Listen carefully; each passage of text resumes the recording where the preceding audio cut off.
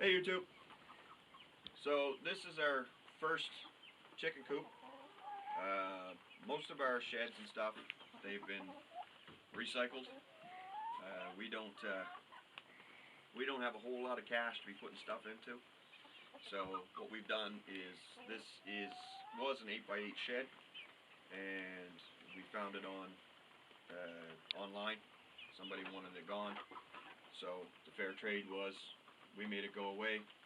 We didn't have to pay for it. There wasn't a whole lot of work to it. What we had done is, you can see a brace here. So we cut it in quarters. We cut it here, we cut it there, we cut it the top, and we cut it there. So it was 4 corners. And then that way we were able to take it and put it up on a truck and make fewer trips hauling it away.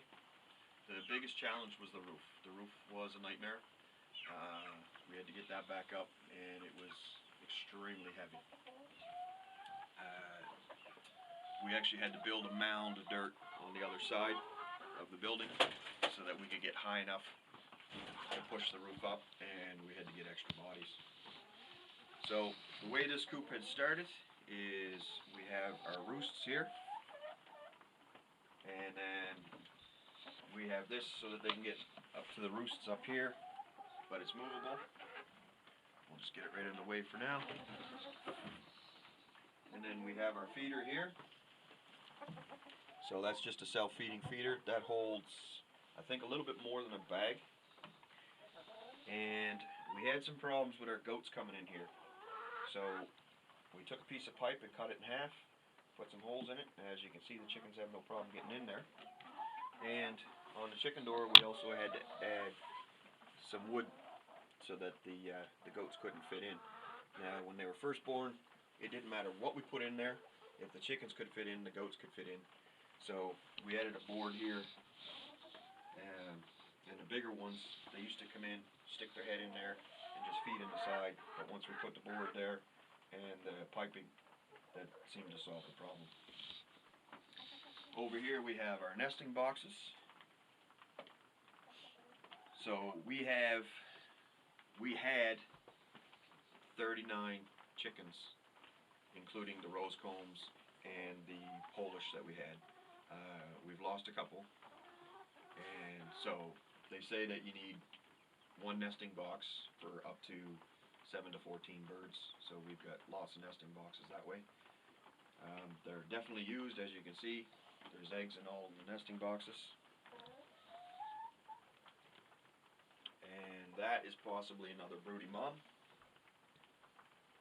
We're not going to have a second broody mom at this point for space reasons, and all of these chickens are a cross between the brown layers, like this girl here, and our Polish. So we don't know how that's going to work out. Polish aren't great egg layers. They are relatively consistent, but not every day. I thought that was the white Polish one, but I don't see it. Anyway, the Polish eggs are a little bit smaller. He's done. Polish eggs are a little bit smaller. Here's our Polish rooster. He's a pretty mean fella.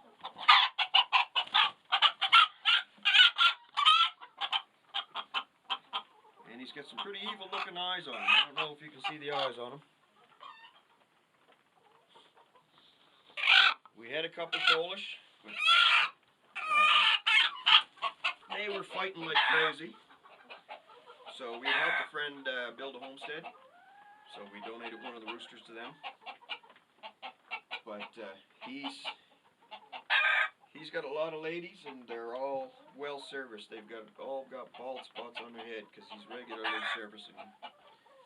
And he does not like to share. So when this coop started, we had a division right here that ran right across, and we had it put on with chicken wire, and there was a top on it. That's where we started our brooding. And then once the laying hens were big enough, they came over to here, and then the meat birds went over there. And then once they got big enough, then we had this added on, and we had the laying hens over there, and this was just the meat birds. And then switched it up again. This was all for laying hens, and our second batch of meat birds was over in the extension. And now we're back to laying hens here. We will be integrating them, like I said in the first video. And the meat birds will be coming in here again. And then once that's done, we're going to open up this wall so that all of the layers and the dual purpose can come and go as they please.